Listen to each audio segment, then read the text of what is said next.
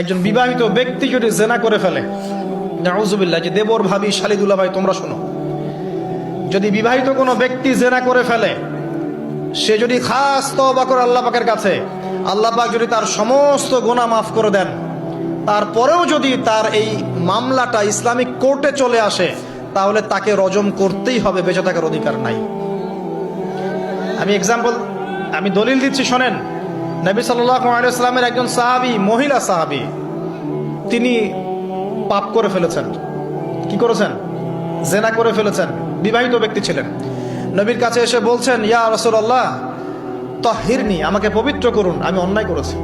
নবী সাল্লাল্লাহু আলাইহি ওয়াসাল্লাম বলছেন, মুখ ফিরিয়ে নিচ্ছে, একবার ডান দিকে মুখ ফিরাচ্ছেন, একবার বাম দিকে মুখ ফিরাচ্ছেন।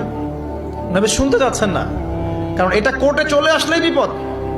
নবীজি বলছেন, বাসায় যাও, বাসায় যাও, তওবা করো, আল্লাহর কাছে তওবা করো, আল্লাহ মাফ করে দিবে। বাসায় চলে যাও, বাসায় চলে যাও, তওবা করো, আল্লাহ মাফ করে দিবে। সে মহিলা বলছে, না ইয়া রাসূলুল্লাহ, আমি অনেক বড় অন্যায় করেছি, আমাকে পবিত্র করুন। আপনি পবিত্র না করেন তাহলে পরকালে আল্লাহ আমাকে শাস্তি দিবেন, আমাকে পবিত্র করুন। এবার নবী সাল্লাল্লাহু আলাইহি ওয়াসাল্লাম বললেন, বাসায় যাও। তুমি গর্ভবতী হয়েছো? হ্যাঁ। বাচ্চা খালাস করো, তারপরে এসো, তোমার বিচার করে দেওয়া হবে ইনশাআল্লাহ। সেই মহিলা বাসায় ফিরে গেল, তওবা করতে থাকলো, তার গর্ভের সন্তান বড় হতে লাগলো। এক পর্যায়ে সন্তান জন্ম হলো। সন্তান জন্ম হওয়ার পর সে এসে বলছে, ইয়া রাসূলুল্লাহ, এই যে কোলের বাচ্চা, এই যে 3 দিন আগে 4 দিন আগে হয়েছে সন্তান, আমাকে এখন পবিত্র করে দিন, আমাকে শাস্তি দিয়ে পবিত্র করুন। নবী সাল্লাল্লাহু আলাইহি ওয়াসাল্লাম বাচ্চা দিকে তাকিয়ে বলছেন যে এই বাচ্চাকে দুধ পান করাতে হবে। এবার তিনি নবী সাল্লাল্লাহু আলাইহি ওয়াসাল্লামকে বলছেন, ইয়া রাসূলুল্লাহ, এই যে আমার বাচ্চা এখন রুটি খেতে পারে, আমাকে এখন পবিত্র করুন। নবী সাল্লাল্লাহু আলাইহি ওয়াসাল্লাম একজন মুসলিমকে বললেন, এই বাচ্চার দায়িত্ব কে নিতে পারবে?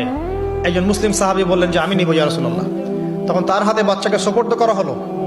বাচ্চাকে সোপর্দ করার পর এই মহিলাকে নিয়ে যাওয়া হচ্ছে এবং সাহাবীকে বলা হলো, অন্যান্য সাহাবীদেরকে বলা হলো, তোমরা এই মহিলাকে নিয়ে যাও, নিয়ে গিয়ে রজম করো, অর্ধেক মাটিতে পুঁতে ফেলে পাথর নিক্ষেপ করে হত্যা করো।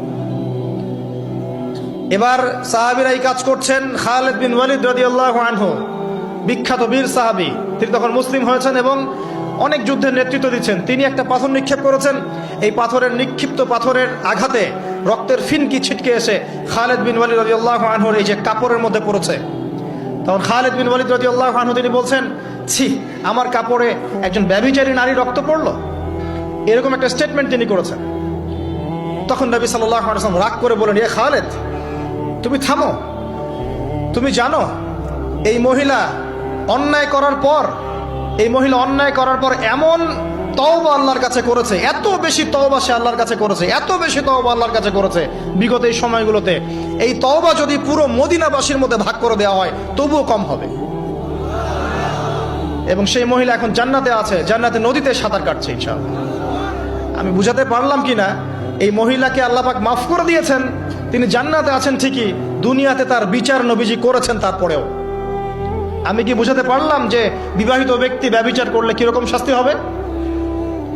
এরপরেও যারা এখন ওই জেনার অপরাধে লিপ্ত আছেন, অবিবাহিত হন আর বিবাহিত হন, আল্লাহর ওয়াস্তে আজকে গভীর রাত্রে গিয়ে তওবা করবেন, রাত্রেবেলা ওযু করবেন, জায়নামাজে দাঁড়াবেন,